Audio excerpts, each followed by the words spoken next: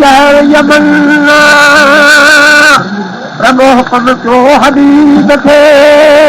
शहीदू रब ताला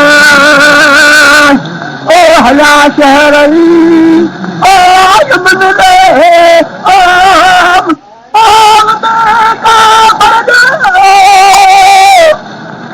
बरसदार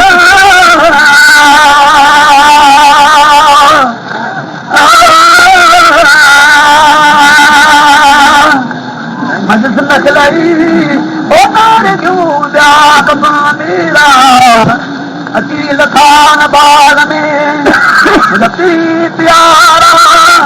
हो वक्त लगी जो बाहरी ज़हरा पान पढ़ाऊं निमाज़ थे आयो निरार मुबारका अज दो कियाऊं और शाह थे दावर जे दरदान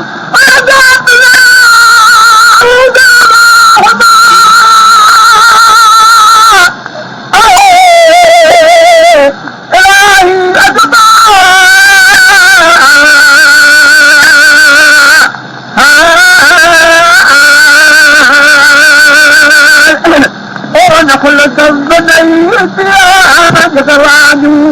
तारा ओ सब तो तुझे बाग कियो जग गुल गुल गुलजारा ओ भी कोई ओ बाबाई तो ओ अजब सरारा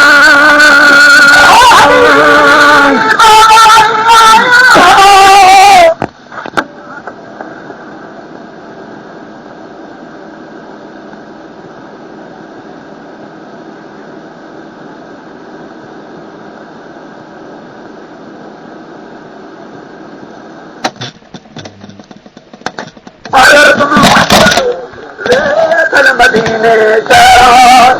आरू आरान बोल दे कदम का फरमारा रे बायो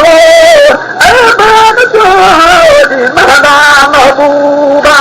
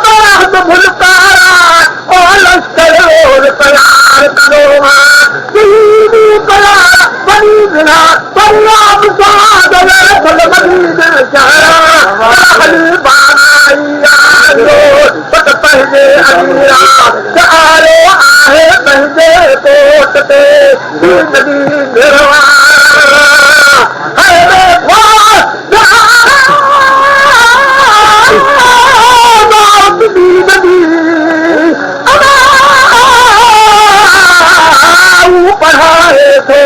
कदम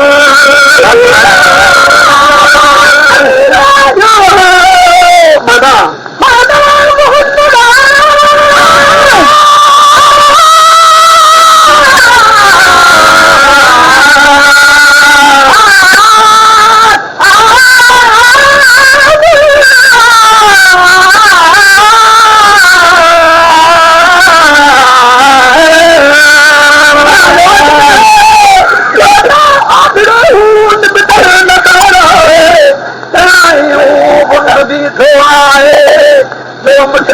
मोरा पारू दारू पराज दसती सदिया छोड़ो हमारे बैकुट मते इलेही सरा कोई बात कराती जो बहुत चले